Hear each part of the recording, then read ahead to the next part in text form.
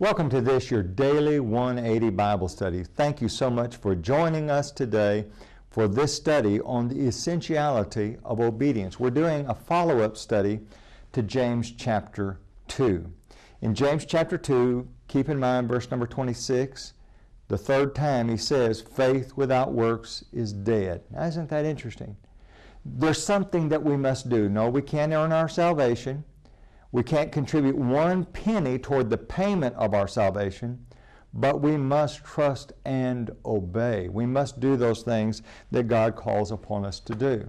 Now, it's interesting that Solomon in his life, if you're a student of the book of Ecclesiastes, that you know that Solomon went on a search for meaning and purpose in his life.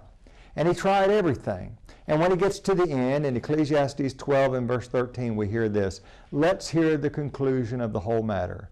Fear God and keep His commandments, for this is man's all, or the King James says, the whole duty of man. That's what life is all about, is honoring God and obeying God. That's what life's all about. Well, that's completely consistent with the New Testament teaching. Matthew chapter 22 and verse number 37, when Jesus was asked, what's the greatest commandment? Jesus said, the first and great commandment is to love the Lord your God with all your heart, with all your soul, and with all your mind. Now, isn't that interesting? Love God. That's completely consistent with Ecclesiastes 12:13.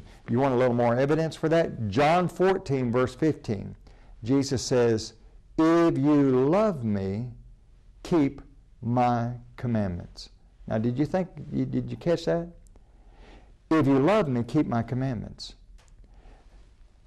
Throughout all of Scripture, God expects us to have deep reverence for Him and to obey Him.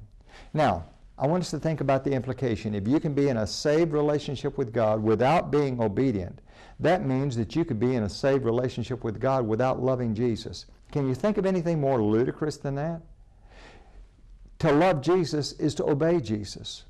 Furthermore, if you could possibly be in a saved relationship with God without being obedient, that means that you could be in a relationship with God without even having reverence and respect for God, because the two are intimately wedded together.